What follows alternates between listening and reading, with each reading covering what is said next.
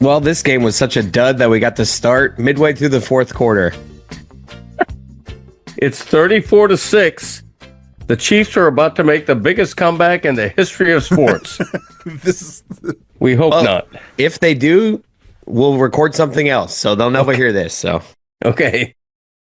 Yeah, Greg was just bad mouthing Izzy because he had people over, so now he can't join us like he said he might. He said he would.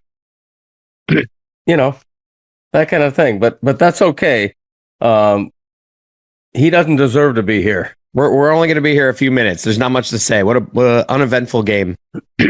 One of the worst games in the history of the Super Bowl. It really was, and I've seen a couple of bad ones. I covered like 12 or 15 in a row, and I saw some of those games in the early 90s when the Bills were losing to the Cowboys by huge scores, and I've seen some bad Super Bowls in person. This was a really, really bad one. I'm thrilled that I picked Philadelphia to win, but I don't feel like I got the game right because I thought Saquon Barkley would run all over them. It was the opposite type of win. They dominated Kansas City's offense. I mean, they didn't even blitz. Philadelphia didn't even blitz and put relentless pressure on Mahomes.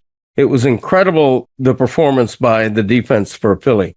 I hit a Super Bowl square, so that's exciting. Yeah? Yeah. Okay. I hit the third quarter. The Chiefs finally get a touchdown. They go for a 2-point conversion. If they get the 2-point conversion, I miss the square. Them missing the 2-point conversion, hit the square. So that's exciting. Would you win? The biggest blowout in Super Bowl history seems to be 1990 with the 49ers beating the Broncos 55-10. Okay, 45. So yeah, that'll probably that record will probably hold. Yeah, it could. What did you win with your square? I won $100, $5 square, no big deal. Okay, because we had our friends Brian and Gigi over, and because the third quarter didn't end 34-0 when they scored that late TD, he lost $500. Well, good for me. Yeah, I guess so. What did you guys think of the halftime show? I liked it a lot. I thought it was. I mean, I'm so glad he played the song that everyone was worried about. Yeah. He did it. I like the way he teased it. I know. He didn't say pedophile, which I think it's pretty obvious. Like, I'm sure that they censored him from saying the word pedophile, but right. He called Drake out by name and stared into the camera. That was wonderful performance on that. The grin when saying "Say Drake" was great. Yeah. Right. And he did say the line A minor, which was pretty great. He was wearing a lowercase a on his necklace. That was fun. But even besides that, I thought it was a really good performance. Like, I'm not going to put it in the Prince conversation for best all time, but definitely like no negative notes here. Renee Montgomery had a really good point on Twitter that he basically produced a musical, like with the way he intertwined Samuel L. Jackson, or as Greg would say, Sam Jackson, his friend Sam Jackson. Yeah. The way he intertwined him and the commentary back and forth on how he was leading the show and everything. And that was really cool. I'm a fan of the fact that he didn't use a backing track for his rap. He most of the time those are all dubbed. They're just lip syncing for the majority of the performance. And he added enough inflection in a lot of the points to make sure that you knew that he was not lip syncing along to it. Serena Williams. Yes, two of Drake's ex-girlfriends. Oh, with like dancing on his grave. He had SZA come out, which I mean, she's on his. They've collaborated on both of each other's most recent albums. But then Serena and Drake dated for a little bit too, and basically having two of his ex-girlfriends like dancing on his grave. That was tremendous. I know anyone who's really into Kendrick Lamar is definitely coming here for the breakdown, but I think I think we did well. I think we did all right. I'll say one other good point is about him doing his own like live performing, like live rapping is Rod Morrow. He used to he was a producer on Game Theory with Bomani. Goes by Rodimus Prime. He brought up the point that like how how it was great how like he prepared so well for this to be able to self-edit things like, whether it's the cuss words or questionable things, but also the pedophile line. Like he was ready to self-edit so he didn't have to use a dub track at all. The NFL didn't have to worry about that. And they made jokes about it with the dialogue with Uncle Sam Jackson too, and that was really cool. I feel like I nailed it by saying that would be the most interesting part of this game.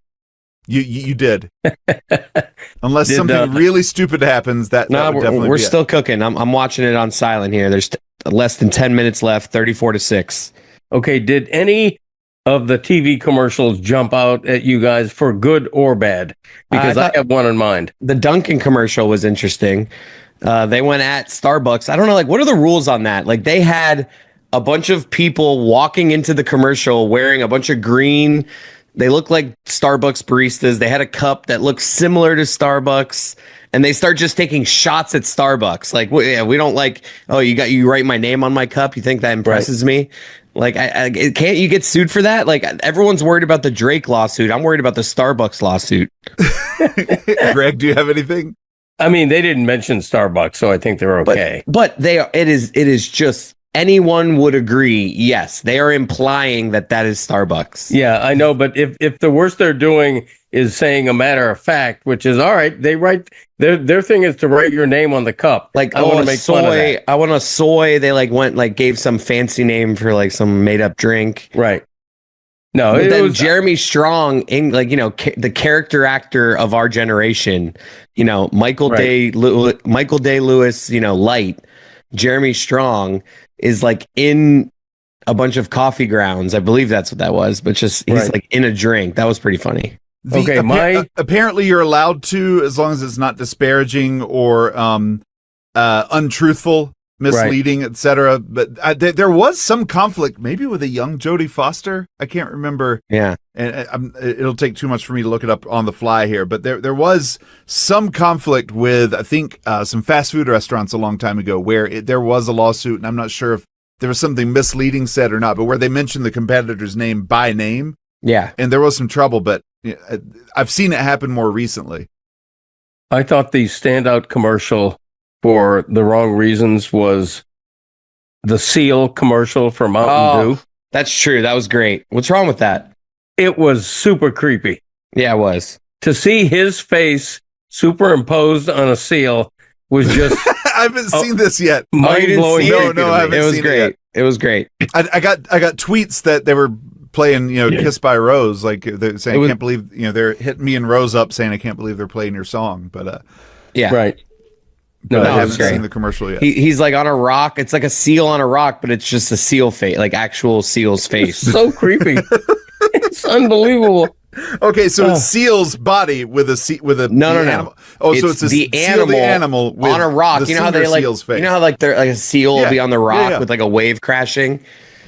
And it's the singer seal's face. And it's the singer seal's face. It's singing the song. No, it was very creepy. What's our score update? Can we go? Can we go now? 34-6. We're good.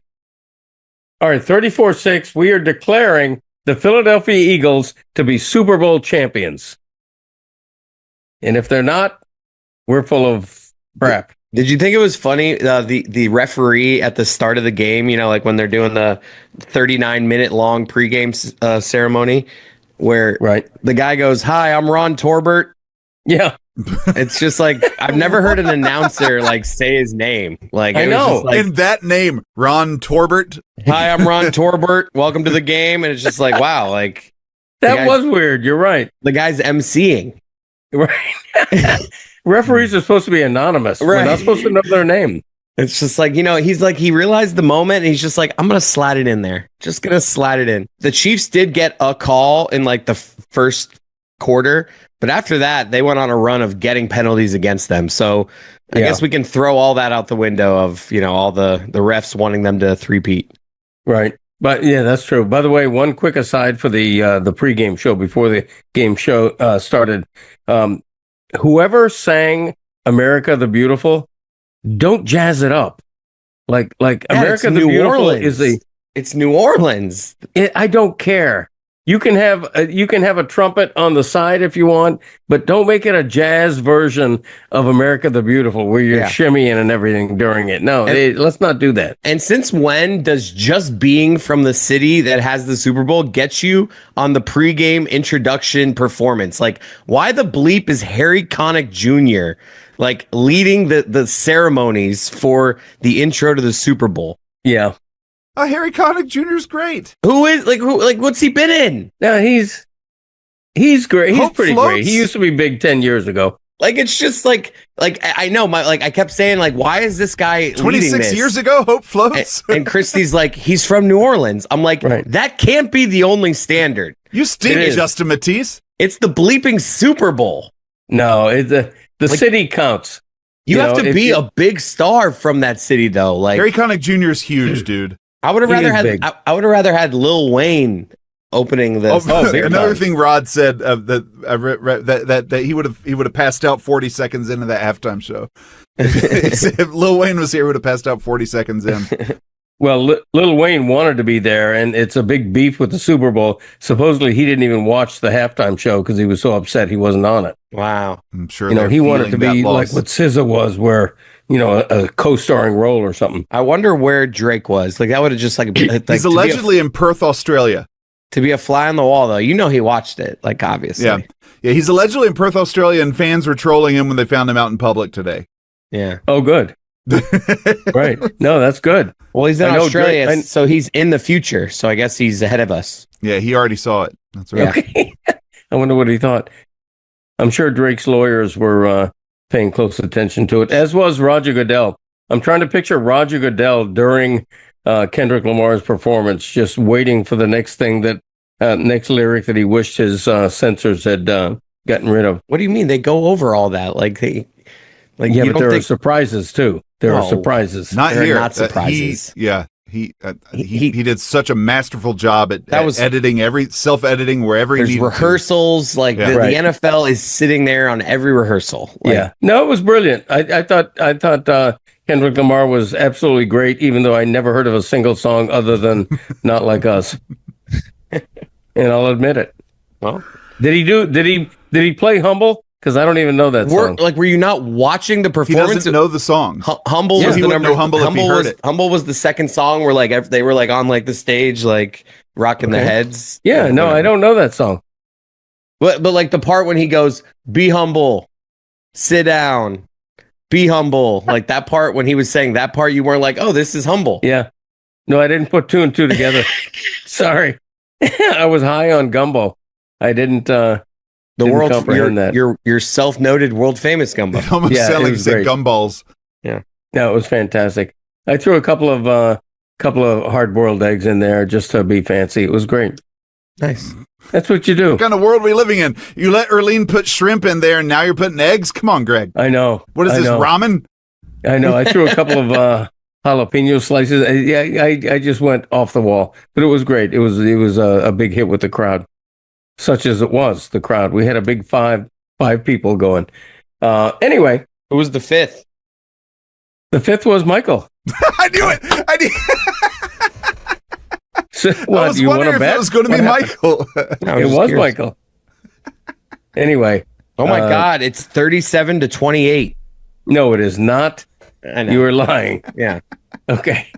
All right. The Phillies have won. The Philly Eagles have won the Super Bowl. There you go. But that's our cold open. We got it. No, I'm kidding. It doesn't have to be. All right. Thanks, everybody, for joining us. It's very late. I'm going to bed. Honestly, I'm impressed. Dad, come with me. Dad, I'm impressed. I had low expectations for Greg Cody 940. Did you? On a Sunday, Super Bowl Sunday, yeah. Okay. All right. Well, I came through for you. Thank you. I came through unlike Izzy Gutierrez. I'm just kidding. We appreciated that he was here earlier in the episode. Yep. Thank you, Izzy. Let's go to bed. All right. Good night, everyone.